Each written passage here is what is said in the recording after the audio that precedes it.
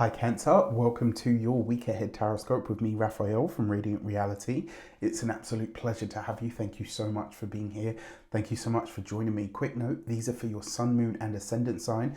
Check them out for all three so that you know which part of you I resonate with most as a reader. With that said, I would like to bless my decks of cards with all forms of love, light, peace, prosperity and abundance, and I pray that the messages that come through are ultimately clear and concise and they help you on your path to your highest vibrational good. So my lunar brothers and sisters, let's have a look what the week ahead has in store for you.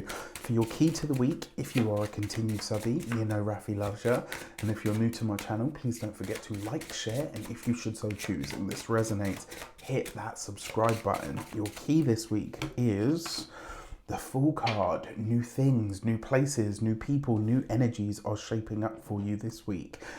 This really is a week to press the reset button. One of the things about the Fool card as well, aside from like new everything, take a leap, you know, go on an adventure, blah, blah, blah. One of the things about the Fool card, the instruction is for you to invert your reality, to do something completely different to what you've done before. So maybe in all of these different areas of life, rather than going with what you know, Cancer's a very nostalgic sign, this is really about going for what comes next, right? For your actions and options this week, you've got the Eight of Pentacles. So there's a new step in your work of some sort this week that you can take that I think enhances your experience. And what I mean by this is, remember the Eight of Pentacles is about apprenticeship, it's about work, it's about really showing up and refining or honing your craft. And so this, with the Fool card, it's like there's new work, but there's new methods, new methodologies, new ways of working smarter rather than harder. In some way, shape or form, this week you are being encouraged to think outside the box when it comes to your work. In terms of the options that are available to you, new opportunities come at you and to you through your work or through your profession. So for your, my little torn off card there.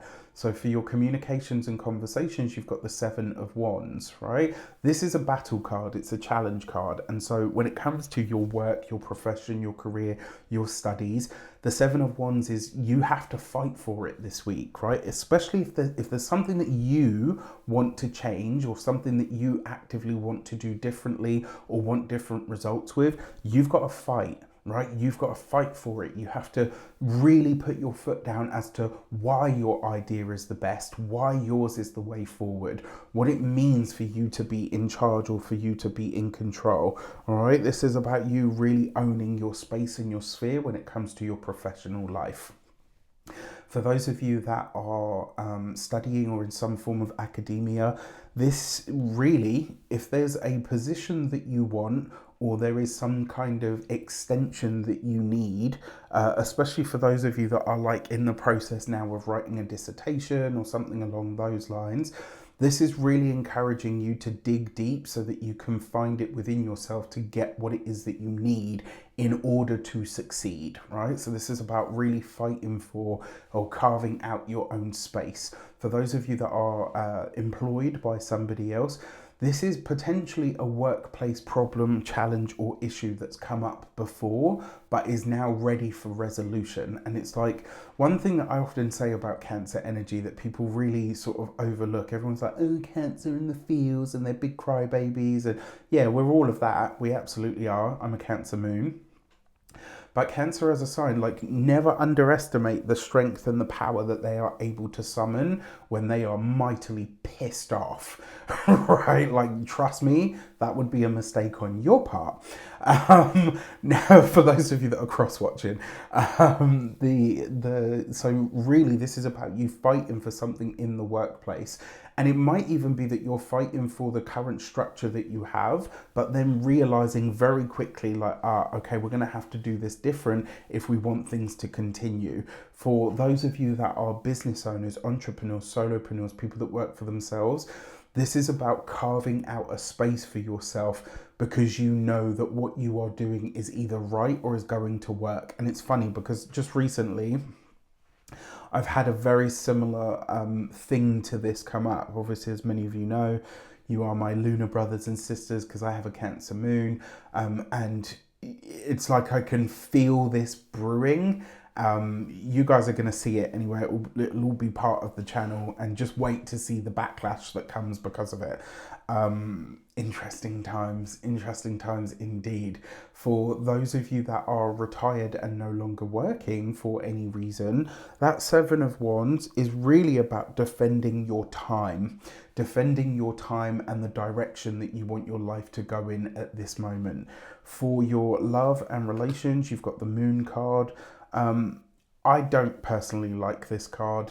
There's a few reasons why, but I will say, if you are single, you could be like, this always reminds me, whenever I see an energy like this, it always reminds me of when I was younger. I was obsessed with Buffy the Vampire Slayer, and not just the TV show. Like, I used to love the original film with a lady called Christy Swanson. She played the original Buffy.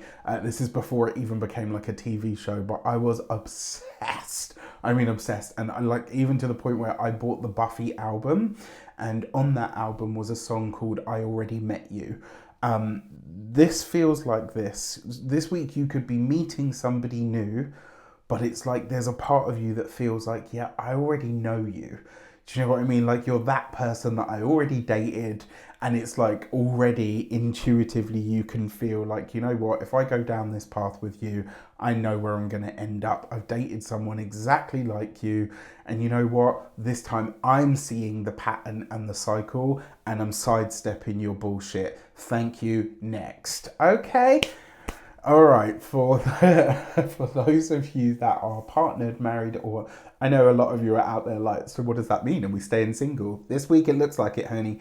For when it comes to your those of you that are partnered, married, or in a long-term commitment, it's possible that a recurring issue or argument of some sort may come up this week, right? And this is something that can't be resolved.